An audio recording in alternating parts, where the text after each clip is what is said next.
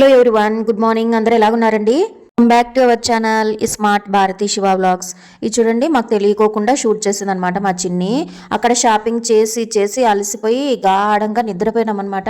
ఆ పిల్లకి నిద్ర రాలేదు, ఎందుకంటే ఇంకా ఆ పాపని హాస్టల్లో వదిలేస్తున్నాం కదా, అందుకనమాట అన్నీ ఆ పాపకి ఇచ్చేటువంటి డివైడ్ చేసేసి సర్ది పెట్టేసినాం అనమాట.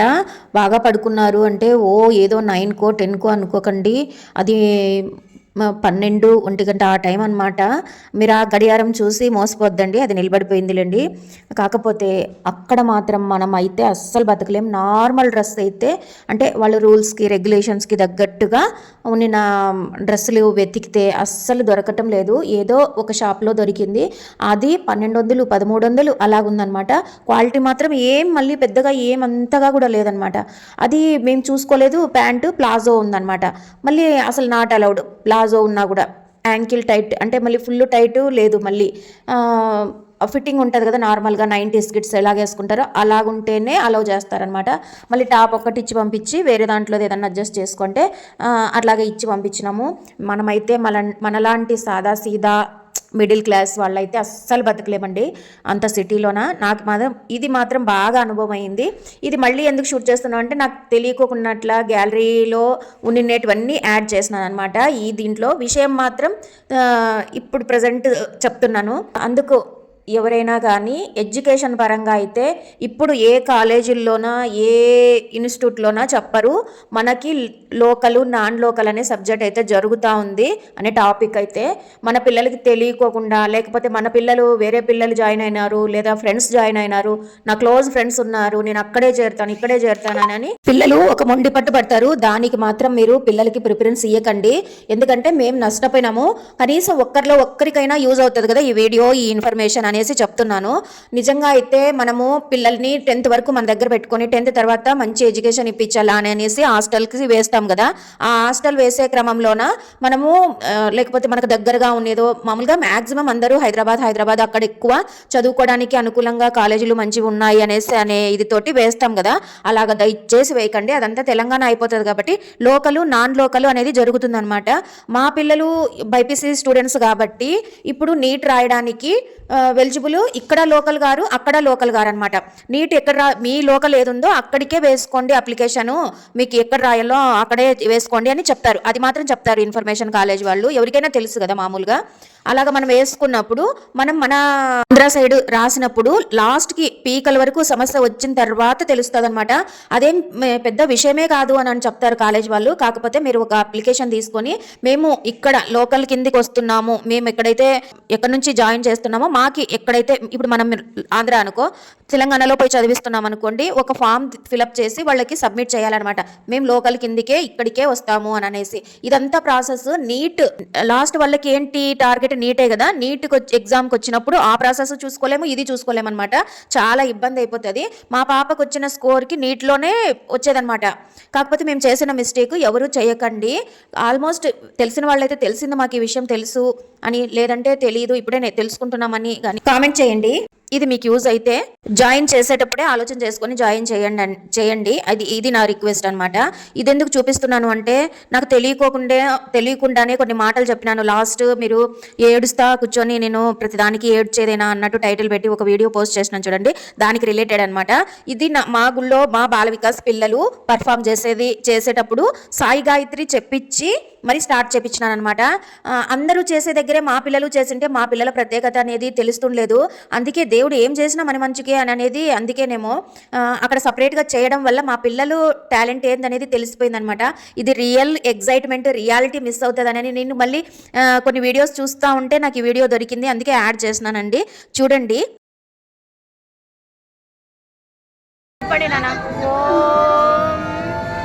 సాయీశ్వరాయ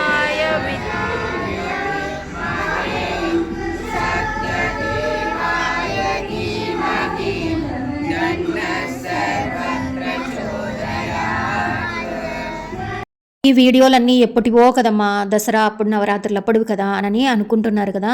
నేను ఇంకా అదే డైనమాలోనే ఉన్నానండి. ఈ మొబైల్ క్లియర్ చేస్తూ ఉంటే రియల్ ఎగ్జైట్మెంట్ ఏదైతే ఉంటుందో దాన్ని పెట్టాలి. మనము ఒక ప్రొఫెషన్ని కానీ ఒక వృత్తిని మనం ఎంచుకోవడం కాదు, ఆ ప్రొఫెషనే మనల్ని సెలెక్ట్ చేసుకుంటే ఎంతో బాగుంటుంది కదా. అదే జరిగిందండి నా విషయంలోన. పిల్లలదందరిది గుర్తుంటుంది అనేసి నేను ఇలాగా షూట్ చేసినాను అనమాట. ఇది కాదు, ఈ క్లిప్ తర్వాత నేను ఇంటికి వచ్చిన తర్వాత ఎలా వెళ్ళినానంటే వర్షం పడుతుంది, చీకటి అయిపోయింది. అసలు ఎట్లంటే నాకు ఒకరు హెల్ప్ చేసేవాళ్ళు లేరు. మా ఆయనేం వస్తారు అంటారంటే కరెక్ట్ టైంకి వాళ్ళు డ్యూటీలో నుంచి పంపించేయాలి కదా. మా ఆయనకి మేము పెద్ద సమస్య ఏమంటే మొహమాటం నుంచి చాలా సమస్యలు తెచ్చుకుంటాం అనమాట. కరెక్ట్ టైంకి రాలేకపోతారు, ఇంట్లో వాళ్ళే కదా అడ్జస్ట్ చేసుకుంటారు అని. కానీ నేను ఒకరికి ఏమంటారు రెస్పాన్సిబిలిటీగా ఇప్పుడు పిల్లల్ని ఒక టైంకి తీసుకెళ్ళాలి కదా వాటికి.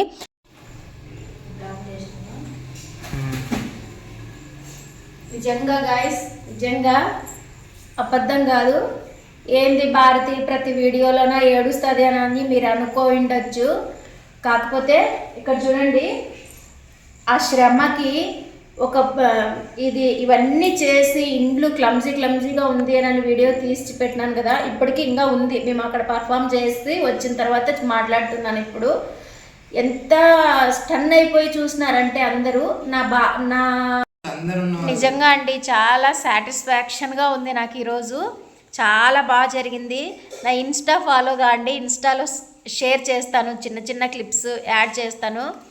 నిజంగా అంతమంది ఒక్కటేసారి ఇట్లా ఏమంటారు స్టాండప్ అయిపోయినారు అనమాట, షాక్ అయినారు. చాలా చాలా బాగా వచ్చింది. చాలా థ్యాంక్స్ పునీత్, మంచిగా చదువుకో. అన్నీ సంచిలో వేసుకున్నాను, పెద్ద సంచిలో కవర్లోన. ఆ గద అంట, మొత్తం వాడు చేసిన ఐటమ్స్ అన్నీ తీసుకొని మేము ఇంత శ్రమపడి చేసిన దానికి నిజంగా అండి.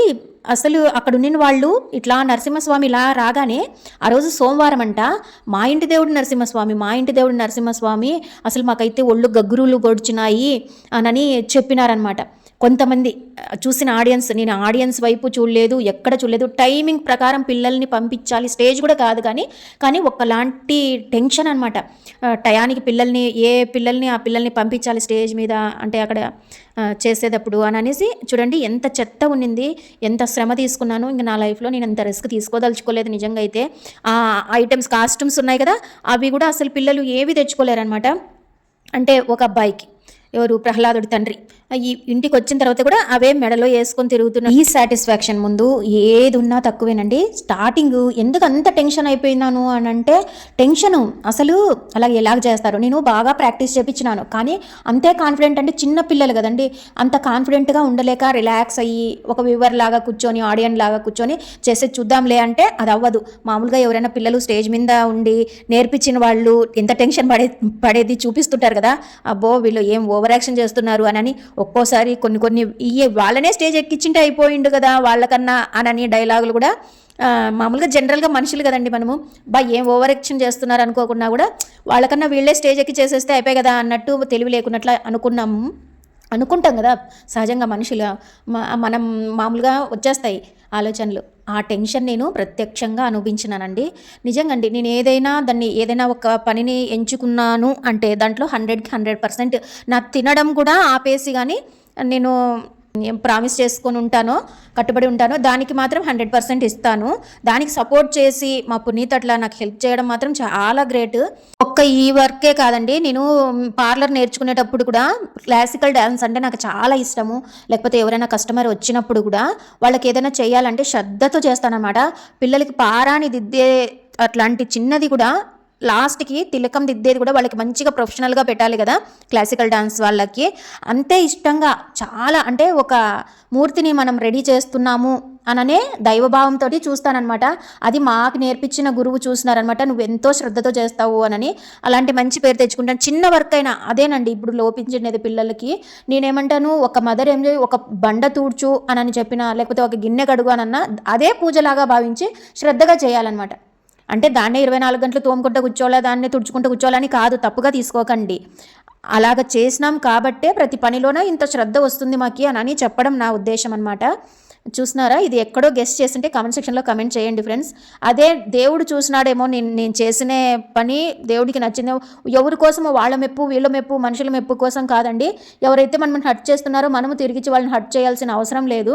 వాళ్ళకి ఇప్పుడు మన చేతనైంది మనం చేస్తాం, అవతల వ్యక్తికి ఏది చేతనైందో అదే వాళ్ళు చేయగలుగుతారనమాట. ఇక్కడంతా ఏ ప్లేసో మీరు కనుక్కుంటే ఖచ్చితంగా కామెంట్ సెక్షన్లో కమెంట్ చేయండి ఫ్రెండ్స్. దానికి ప్రతిఫలంగానే భగవంతుడు నాకు మంచిగా రిజల్ట్ చూపించినాడు.